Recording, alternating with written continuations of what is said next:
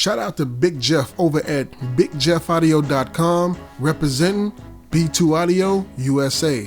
Man, you really hooked us up right here, man. Big Jeff heard about my New Year's resolution and wanted to get involved. And as many of you know, I was saying that for 2026, I wanted to do a completely new build. Well, this is what this man sent over.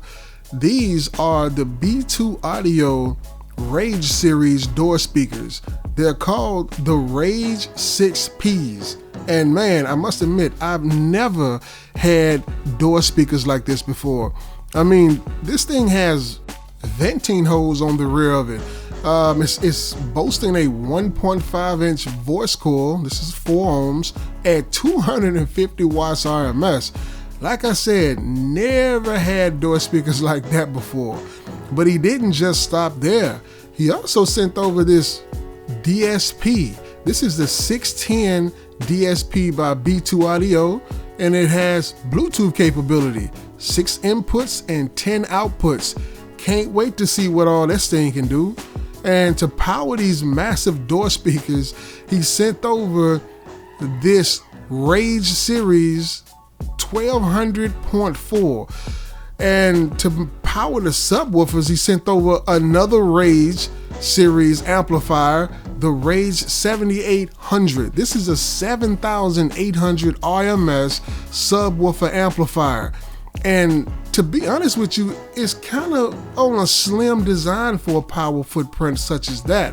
I mean, I can wrap my hands around this thing, which is another key factor that I like about it.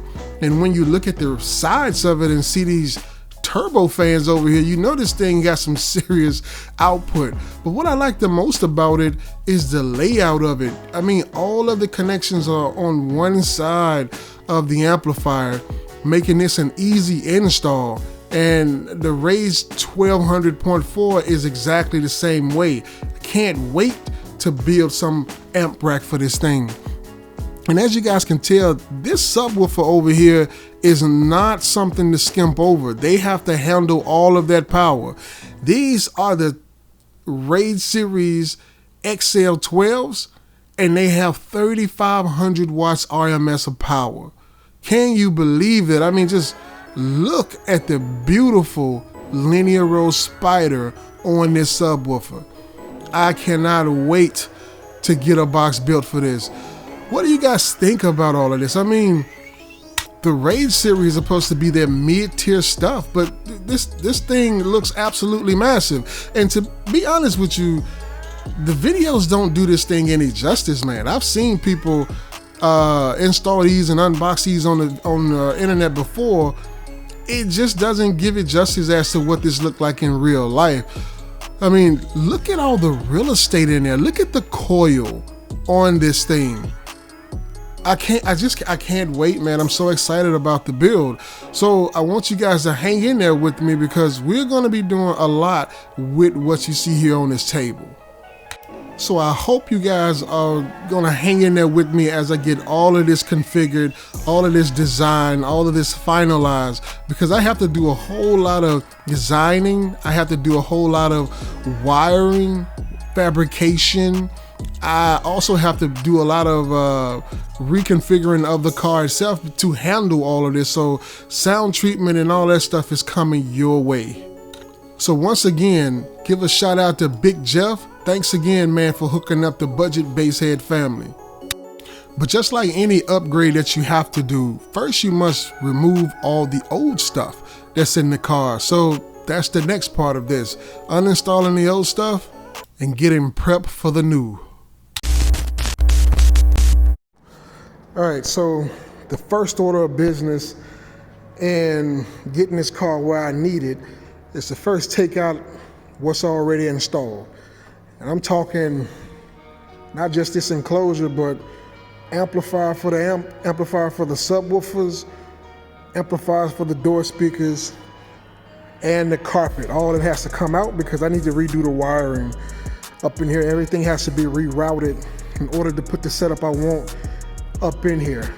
Plus, I have to build an amplifier board for this setup as well. So this thing got to come out. It's about 300-pound or more box right there. Kind of crazy with them Sundown X12s weighing about 60 pounds a piece, right? Another thing is the car is filthy. I know it's kind of hard to tell on camera, but this car is dirty as hell. I know it's kind of hard to tell up under these lights, but this car is about dirty as it's ever been. I haven't cleaned this car in about 6 months, believe it or not.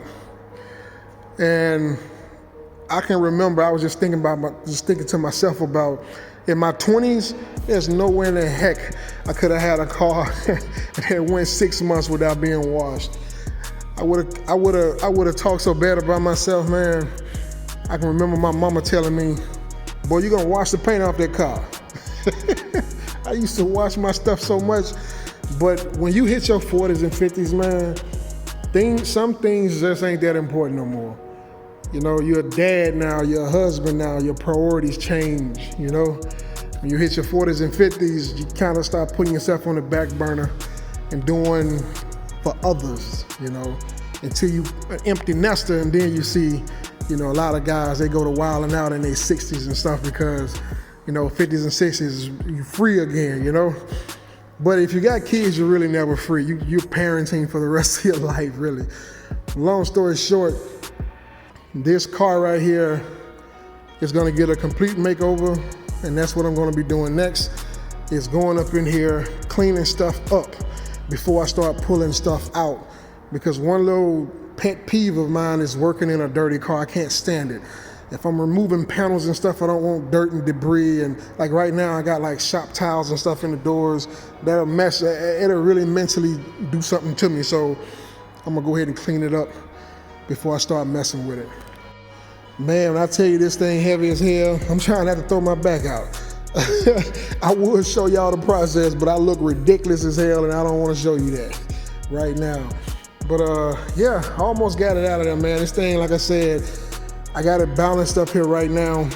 Like I said, when I built this box, you never know how big it is until you messing with it.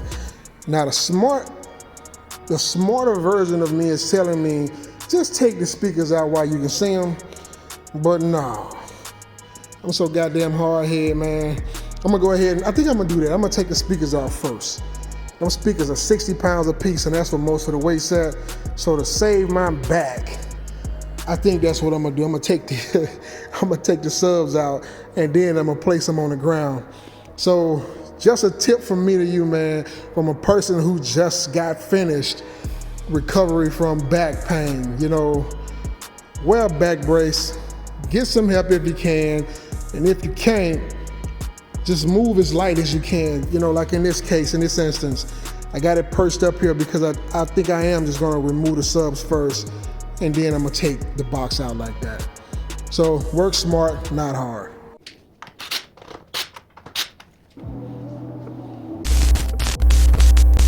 I'd like to take a moment to give a shout out to Big Jeff over at bigjeffaudio.com.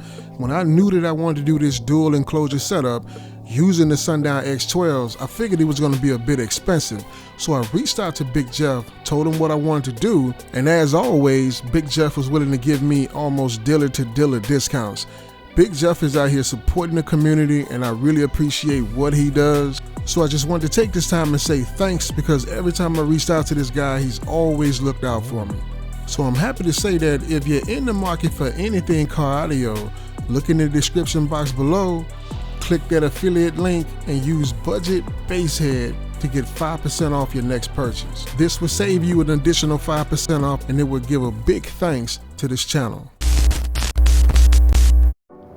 Okay, so first order of business is going to be getting everything over here disconnected. So these wires have to come out of the amp. But before I can get anything done here, I first must, I don't have to because I got a battery in the back, but I'm going to disconnect the fuse that's under the hood here. So let me come here and show y'all what I'm talking about.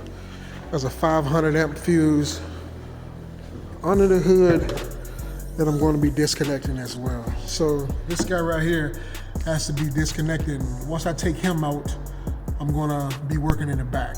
So that has to be the first order of business, because this one here actually runs to the rear. And once I take him off, then I'll be ready to go.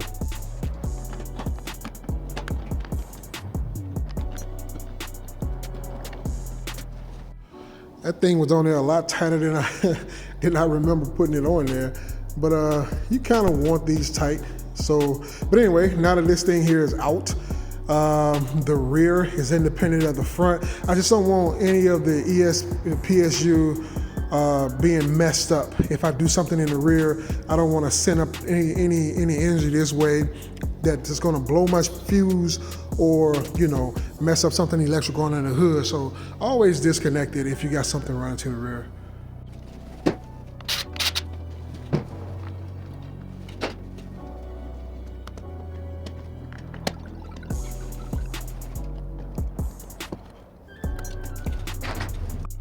Okay, so now I only really got 5 wires now to disconnect, and I can just pull the whole rack out. This wire right here is running from the front of the vehicle. So I'm gonna have to take him, push him back through the amp rack wall, get him out of the way. And then these 4 connections at the bottom that's running to the lithium pack. Those are the only connections I have to really mess with right now. And then I can just take the whole amp rack out. I'm about to do that now.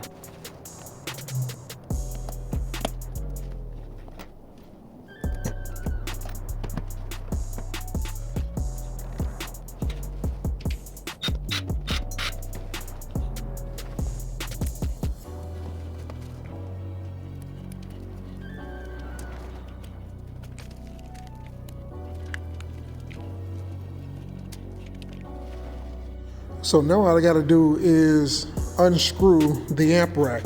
The amp rack, what you guys don't see is that behind the amp rack, behind the carpet of the vehicle, this carpet right here, this stuff is removable, right?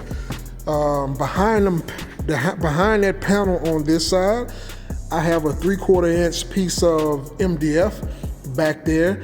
The MDF is actually riveted to the frame of the car.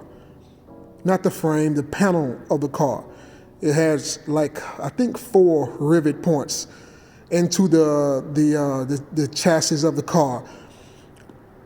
And that MDF just serves as a surface that I can drill into with wood screws. And that's what that amp board is actually sitting on. So I think I secured it with like 4 or 5 mounting points as well. So what I'm gonna do now is pretty much just remove it by taking those screws out. I hope, I can't remember, but knowing me, I know I probably got a screw underneath that amp. Oh God, that's gonna be, I know me, I know I'm gonna hit top, bottom, and center, and I bet there's a screw underneath that amp, which means I gotta pull that whole amp out, and I don't wanna do that. But we'll see. We'll see.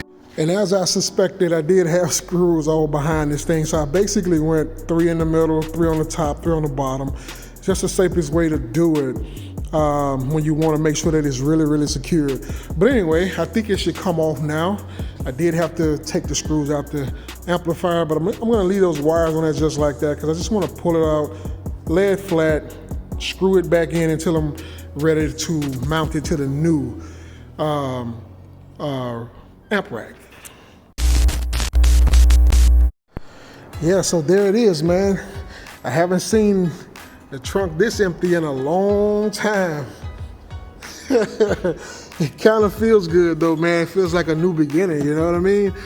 So what I'm gonna be doing now is basically getting everything cleaned up because it's been a while. I don't think I ever shampooed this guy. It looks like it can stand a shampoo because I don't know if it's picking up on camera, but the gray looks almost brownish, and that comes from all the sawdust from the MDF over the years just being blown out of all those newly built enclosures. So I think I may get the carpet cleaner that I have and just give it a good shampoo and wipe down, man, make it look really, really nice.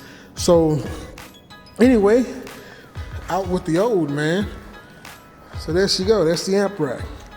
Not even really the best quality, man, just to be honest with you. Made out of some really thin, what is called HDF. You know, we're used to dealing with MDF, which is medium density fiberboard. This was made out of HDF, which is high density fiberboard. Same stuff they make whiteboards out of. You know, that little thin, hard material is very, very stiff, almost like a piece of thin metal or something. And I say, you know what, this would be a good little something that won't take up a lot of space. It's strong, it'll hold. And I had it in there, man. This is what's been making all that noise for all those years. This little thing right here, but gonna get it torn down. And yeah, going back in with some ABS. So once again, give a shout out to Big Jeff. Thanks again, man, for hooking up the Budget Basshead family. Thanks for visiting the channel to help you simplify car audio. It's the Budget Basshead, and I'm out.